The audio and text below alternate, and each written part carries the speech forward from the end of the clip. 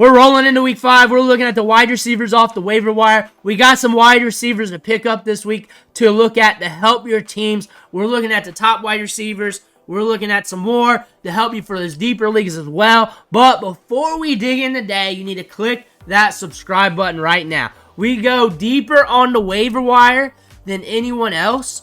We do deep dives on a lot of players throughout the week, and we use these videos to help you set your lineups. This is going to be a good resource for you, so click that button. Stop missing out. But the first wide receiver we're looking at today, Xavier Legette. And I should have got a unique video out on him last week because I knew the workload was going to be there. The upside was there. We're talking about a big boy with 4.3 speed that Canales wants to use. 25% target share last week. 88.1% route participation rates. Day 3 at the Senior Bowl, he was breaking off routes, creating separation. Like he learns the game rapidly because his collegiate career just had so many rough patches to it that things just started developing later for him. But you're just looking at his game here and how he fits. You got Deontay Johnson as the separator. You move Legette around, trying to get him on mismatches with that 227-pound frame, that 4.3 speed, the electricity on the mesh concepts, and you're looking at a wide receiver. If he's getting 10 targets a game, you're going to look at some upside. On top of that, realistically, he's probably going to average about 5 to 7 with Adam Thielen out. He's got a lot of upside with that speed. A wide receiver to look at, if not have stashed, just in case he's that rookie that turns over a leaf here. Wan'Dale Robinson's just getting workload. He's getting targets every game. His low point's 4. Outside of that, it's 12, 8, and 14 when it comes to targets. We're chasing the targets here. That's easy to see. 36.8% target share. If Malik Neighbors is covered up top, it's going to Wan'Dale Robinson on the short game. 5.2 average depth of target.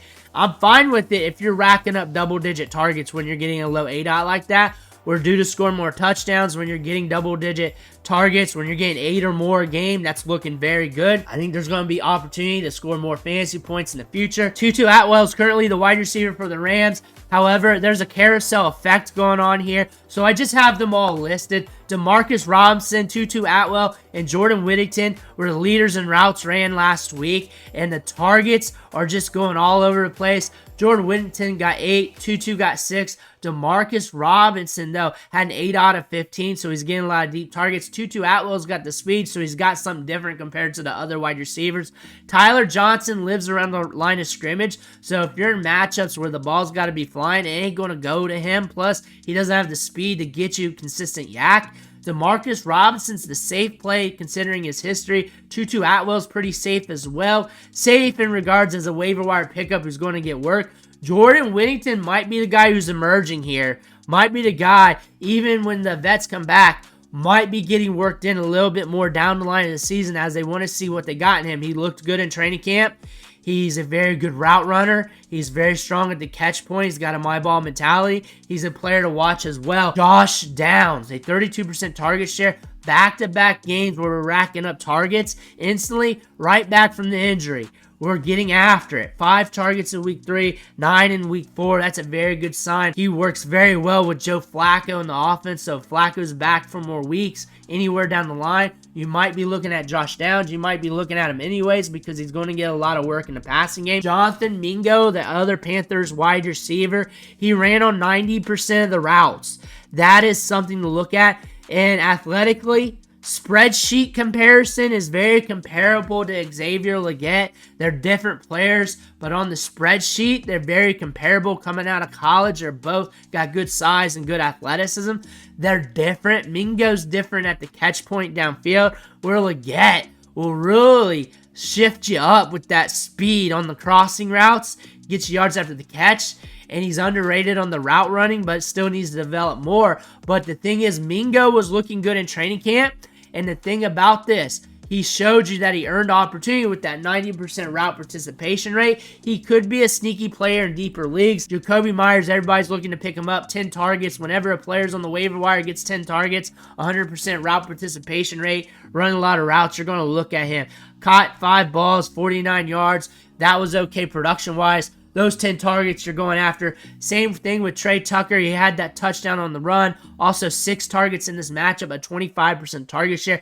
Guys with a 20+% target share and they're sitting on the waiver wire, they're always good to look at. So if you got a preference between either wide receiver, I'm fine with it. I don't care which one. Just pick one and just hope for the best in the matchup. Jakobi Meyers is probably going to get more targets. Trey Tucker's explosive and get you yards after the catch and can get moved around a little bit more. That's up in the air matchup, the matchup between the 2 wide receivers.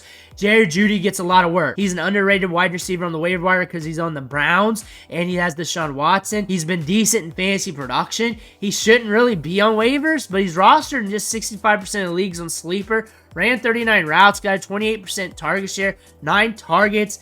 His target rate, 8 in week 1, 6 in week 2, 7 in week 3, 9 in week 4. And honestly, when it comes to targets, that's the thing you want to look at. You want to look at the targets, you want to look at the air yards. 99 last week, 8 out of 11. He's always looking good week to week on air yards as well. He racks them up with all this volume. The chips are going to fall where they may, but the volume's there and you can count on it. At least you got that, and you need volume to be able to score fantasy points. Dontayvion, Wicks. These Packers have a carousel effect with their wide receivers. Wicks is one of the most talented wide receivers in terms of athleticism, breaking off routes, and he's been climbing the depth chart since the middle of last season, and we're starting to get more workload here. 13 targets last week, almost a 25% target share. That's elite. I'm looking at him. I've always been interested in him. I've drafted him in leagues. He was a player we were drafting in double-digit rounds, and with these Packers, we were taking the cheaper one outside of Jaden Reed, and Wicks was the cheaper one to look at. Right now, he's a good get off the waiver wire if you're looking at him.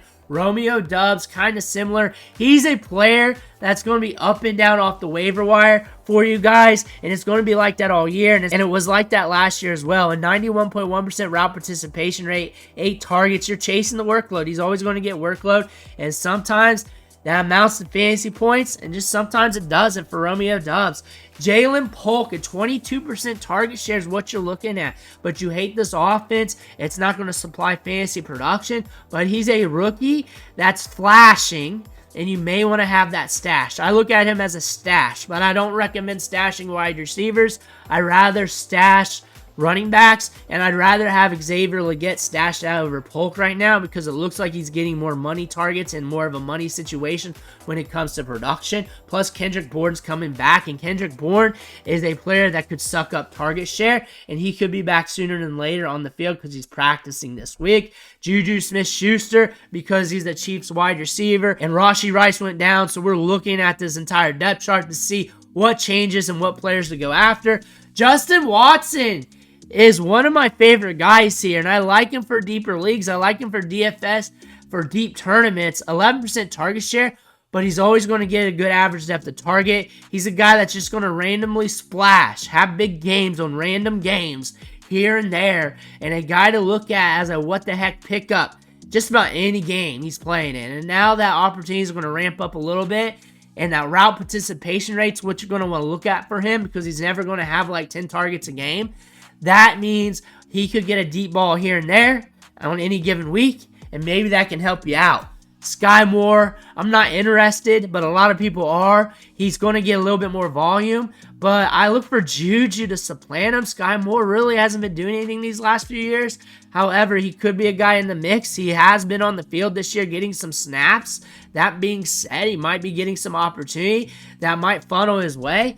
Alan Lazard is a pickup off waivers. I expect him to be rostered, but I think he's a guy in a lot of leagues who's picked up, then dropped, picked up, then dropped, but he's been productive 3 out of his last 4 games, rostered in 48% of leagues in Sleeper, but runs a lot of routes, a 92% route participation rate, and getting a good target share, and getting a lot of money targets in games from Aaron Rodgers. Michael Wilson, always getting a good route participation rate. As a rookie, he was around 80% right now at 92%.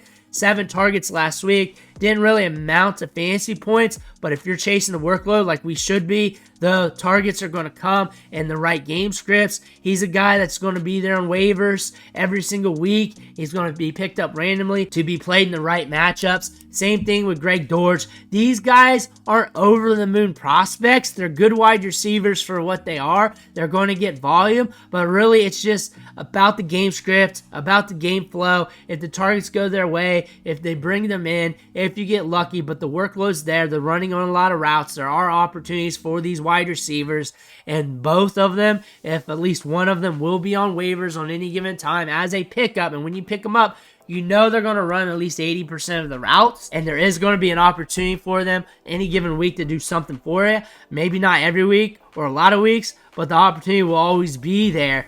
Those are the wide receivers on the waiver wire to look at, depending on how deep your league, what you're looking at, what's there. That's who you're picking up. Let me know who you're trying to get right now off waivers. Make sure to hit that subscribe button on the way out. One thing for watching. Catch you on the next video.